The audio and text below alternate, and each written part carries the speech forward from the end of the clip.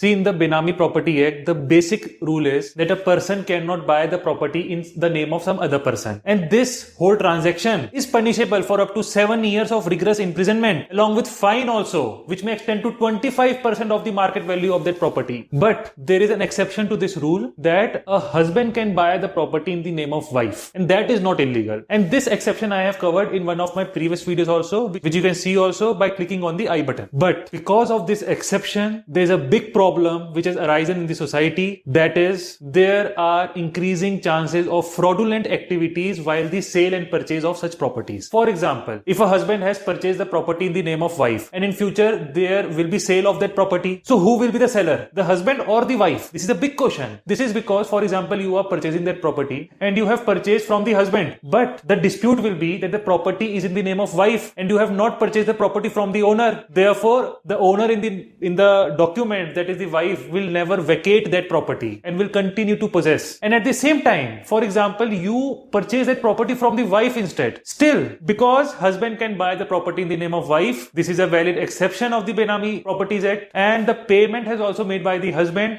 Therefore, in the eyes of law, the husband will be the real owner of that property. In that case, husband will not vacate the property. So in both the cases, there will be a long dispute of years in courts, and you have to do struggle to claim your ownership. So what is the solution for this? How to avoid this situation? So for that, first of all, we will follow a Supreme Court ruling. The name of the ruling is Jay Dalal Poddar through Legal Hires versus Bibi Hazra. So in this case, the background is, for that, understand the family first. There was a father, there was a daughter, and there was a son-in-law. These three people has made fool of the purchaser. How? That father originally purchased the property in the name of his wife. The wife passed away. After the passing away of the wife, the husband sold the property to some third person X. But after the sale of that property, the father, the daughter, the son-in-law still occupied that property and did not vacate it. So the purchaser went to the trial court and filed a suit for claiming the title and possession of the property. In that suit, the daughter made the submission that the property was in the name of her mother. So mother was the real owner. And after the death of mother, the whole property cannot be transferred to her husband. Some part of the property will also go to the daughter. So the daughter has also the claim on some part of that property. So because the daughter has some ownership on some part of the property, the father cannot sell complete property to some third person. But the trial court refused these submissions and said that the father is the real owner of the property. He has made the payment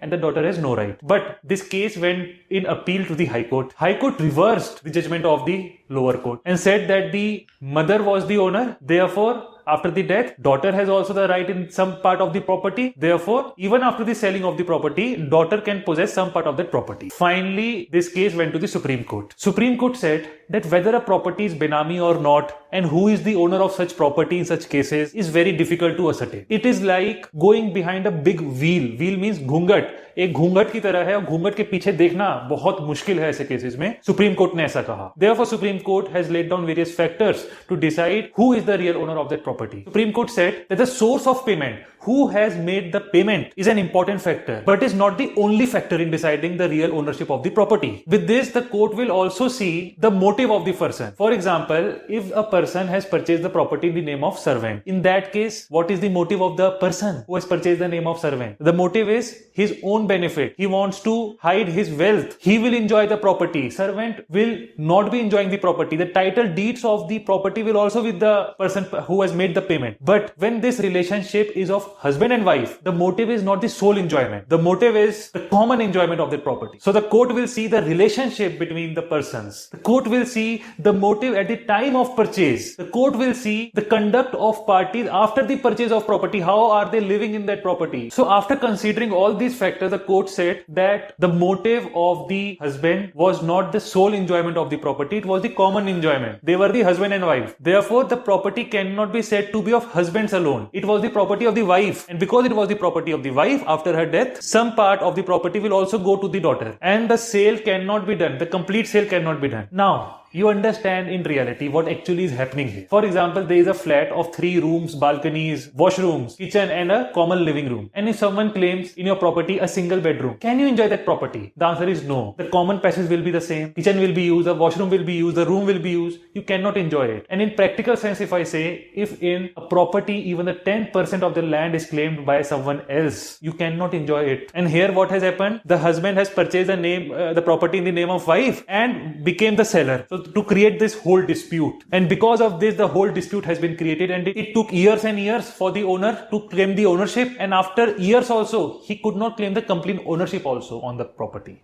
So what is the solution? The solution is to be very clear in mind at the time of purchase that the property is being purchased for immediate use and enjoyment of that property, and not to go in any type of dispute in court. For this, the agreement, the sale deed should be very crystal clear. The problem is that the typists which sit outside the court, which make this sale deed, have a predetermined format. They just change the name, date, amount and gives a printout. But actually the facts are different in every case. So it has to be written with full clarity. For example, here the husband has purchased the property in the name of wife.